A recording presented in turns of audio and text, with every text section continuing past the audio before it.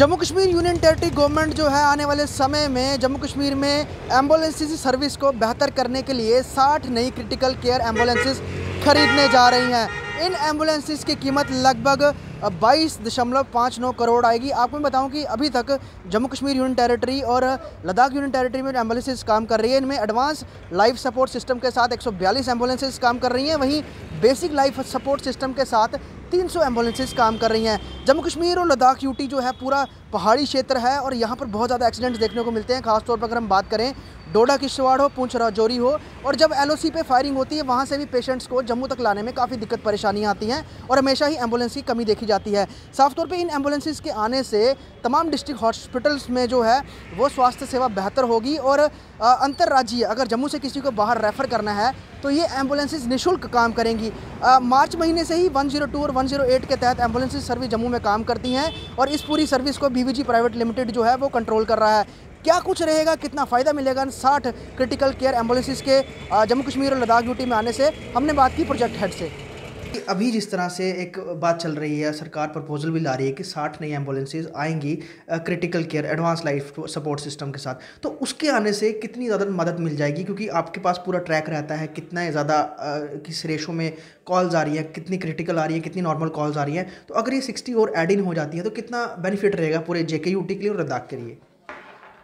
Sir पहले तो मैं आपका धन्यवाद देना चाहता हूँ।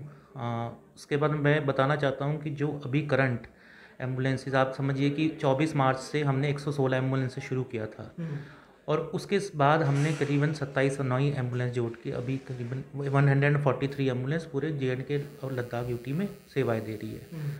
तो अभी तक करीबन 31,000 से ज़्यादा लोगों को हम सर्विस दे चुके हैं और आप अगर कॉल्स का फ्लो देखें तो करीबन 6.5 लाख से ज़्यादा कॉल्स हमारे इस कॉल सेंटर में आ चुकी है। तो एम्बुलेंसेस की यूटिलाइजेशन अभी दिन पर दिन बढ़ रही है, जैसे जैसे अभी लोगों का ज़्यादा मूवमेंट हो रहा है उस वजह से ज़्यादा बढ़ रही है। और जैसे ये 60 एम्बुलेंसेस नहीं आएंगी एडवांस लाइफ सपोर्ट, तो बिल्कुल इससे हमारा जो है जो लोगों के पास रिस्पांस टाइम जो हमारा है जल्दी पहुंच पाएंगे और हमारी जो बैकअप एम्बुलेंसेज होंगी वो भी ज़्यादा मिल पाएगी, हम लोगों को ज़्यादा सेवा दे पाएंगे। और दुर्गम क्षेत्र हैं जहाँ पे कि अभी एक एम्बुलेंस है, हो सकता है दूसरी एम्बुलेंसेज आने के बाद जैसे सरकार डिसाइड करती है उसके बाद उसको और ज़्यादा हम स्ट्रॉन्ग कर सकते हैं नेटवर्क को। विक्रांत जी, ये भी निर्धारित किया गया है कि ये सर्विस रहेगी, बिल्कुल निःशुल्क रहेगी और अगर किसी मरीज़ को अगर ज़्यादा क्रिटिकल है तो उसे अगर जम्मू राज्य से बाहर भी लेके जाना तो वो सर्विस भी दी जाएगी। तो अभी तक क्या कोई इस तरह का ऑप्शन है कि कोई हॉस्पिटल टू हॉस्पिटल अगर रेफ़र किया जाता है तो उसको उसके लिए निःशुल्क नहीं देना, उसे कोई शुल्क नहीं देना पड़ता है? सर देखिए, जहाँ तक 108 की बात है, और ये बहुत से लोगों में मिसकंसेप्शन भी है कि अगर 108 पे कॉल करते हैं और एम्बुलेंस लेते हैं तो उसका पैसा देना पड़ेगा। लेकिन मैं सभी लोगों को बताना चाहता हूँ कि 108 बिल्कुल फ्री सेवा है।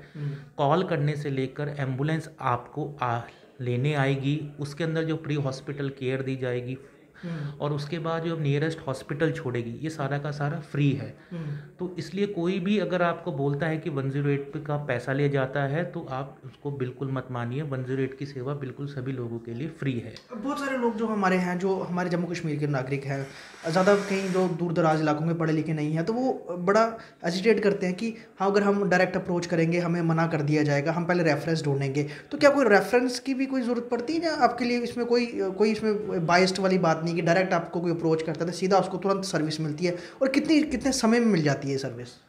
सर देखिए, जैसे मैंने आपको बताया कि 108 का किसी की भी रेफरेंस की ज़रूरत नहीं है।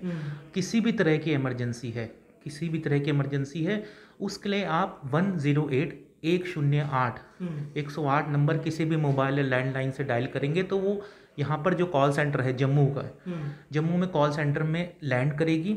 आपसे कुछ चंद सवाल पूछे जाएंगे, जैसे आपका नाम क्या है, आप किस ज़िले से बोल रहे हो, किस तरह की इमरजेंसी है, और जैसे ही जानकारी प्राप्त कर ली जाएगी जो भी नज़दीकी एम्बुलेंस है उससे आपकी बात करा के एम्बुलेंस आपके लिए मूव करा दी जाएगी। तो इसमें ऐसा कुछ नहीं है कि किसी का भी रेफरेंस चाहिए, गरीब से लेकर अमीर तक अगर किसी को भी इमरजेंसी में एम्बुलेंस की सेवा है, चाहे ये पुलिस सहायता चाहिए, तो वो 108 पे कॉल कर सकता है। दूसरा विक्रांत जी, मैं आपसे ये चीज़ पूछना चाहूँगा, पहले जो एडवांस लाइफ सपोर्ट सिस्टम के साथ जो एम्बुलेंस थी, अब जो क्रिटिकल केयर इसके साथ एक शब्द यूज़ कर दिया गया, क्या कुछ एम्बुलेंसेज अपग्रेड की जाएंगी या वैसी ही जो मशीनरी पहले थी वही रहेंगी अभी की एम्बुलेंसेज जो आने वाली हैं? सर अभी तक जो एम्बुलेंसेज हैं एडवांस लाइफ सपोर्ट, उसमें जो कि वेंटिलेटर, डिफिब्रिलेटर, सिरिंज पंप के साथ हैं वो। जो नई आने वाली है उसके रिगार्डिंग अभी हमें कोई निर्देश नहीं आए हैं। तो जैसे आपके माध्यम से मुझे पता लगा है कि ऐसा 60 एम्बुलेंसेज आ रही हैं, तो जैसे इसके बारे में हमें अवगत कराया जाएगा और हमें बताया जाएगा तो उसके बारे में मैं बता पाऊँगा। अभी तक कुल मिला के टोटल अगर हम बात करें बीवीजी के अंडर कितनी एम्बुलेंसेज जम्मू कश्मीर यूटी और लद्दाख यूटी में फंक्शन कर रही हैं, चाहे वो बेसिक एम्बुलेंसेज हैं या फिर एडवांस एम्बुलेंसेज हैं? सर टोटल एम्बुलेंसेज जो है अपना वो है 143, 143 एम्बुलेंसेज कर रही हैं, जिसमें से 77 एम्बुलेंसेज एडवांस लाइफ सपोर्ट है और 66 एम्बुलेंसेज जो हैं वो बेसिक लाइफ सपोर्ट है। और ये अलग अलग जगह में है, अलग अलग डिस्ट्रिक्ट्स में है, जगह जगह पे काम कर रही है। और ये सबसे बड़ी बात इसकी, ये खास बात ये है 108 की कि ये फ्री सर्विस के साथ साथ 24 घंटे 365 दिन चलती है। तो अगर आप ये मत समझिए कि अगर शाम के 5 बजे के बाद ये एम्बुलेंस सेवा आपको नहीं मिलेगी, 24/7 ये एम्बुलेंस चलती है। और केवल जो हमने अभी 31,000 से ज़्यादा केसेस करे हैं, अगर आप देखें तो उसमें करीबन 40% केस केवल प्रेगनेंसी रिलेटेड केसेस हमने किए हैं और करीबन 4% केसेस ऐसे हैं जो कि RTA केस है, रोड ट्रैफिक एक्सीडेंट का। तो इसके लिए मैं लोगों से आग्रह करता हूँ कि जितनी भी आपकी इमरजेंसी हो तो आप अपने प्राइवेट व्हीकल ना करके या कोई और किसी को पैसा ना देख के पहले 108 पे कॉल करें और ये फ्री सर्विस की पहले। एक लोगों में और एक प्रश्न है इसमें कि अगर किसी ने सरकारी, लेट्स सपोज जीएमसी में कोई एडमिट होता है और उसको वहाँ से अब आगे प्राइवेट हॉस्पिटल में जाना है, क्या उसकी सर्विस भी 108 से मिलती है अभी तक? आप इन फ्यूचर आगे कोई जाएगी इस तरह की सर्विस?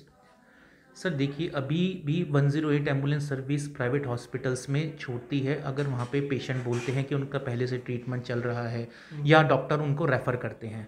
देखिए सर किसी भी हॉस्पिटल टू हॉस्पिटल केस में डॉक्टर का रेफ़र करना, स्लिप में करना, लिखना बहुत ज़रूरी है। तो अगर वो लिखते हैं कि हमने private hospital with in the state किया है तो हम उनको ज़रूर ले जाते हैं। शुक्रिया। तो ये हमारे साथ बात कर रहे थे, प्रोजेक्ट हेड हैं बीवीजी इंडिया प्राइवेट लिमिटेड की, और साफ तौर पे 60 एम्बुलेंसेस जो लगभग 22 करोड़ की लागत से ये जो आगे खरीदी जाएगी जम्मू कश्मीर में, यूटी में और लद्दाख यूटी के लिए, साफ तौर पे इस पर बहुत ज़्यादा राहत मिलेगी तमाम यहाँ के शहरवासियों को। और सबसे बड़ी बात यह है निःशुल्क है। अगर आपको कहीं पे भी जाना है और अगर हॉस्पिटल आपको शिफ्ट करता है, लेट्स सपोज चंडीगढ़ या दिल्ली, तो आपको उसके लिए कोई चार्ज नहीं देना पड़ेगा। तो एक बड़ी राहत है जम्मू कश्मीर के लिए सरकार द्वारा। वीडियो जर्नलिस्ट पवन शर्मा के साथ ख्वाहिश पटियाल, स्टेट टाइम्स जम्मू।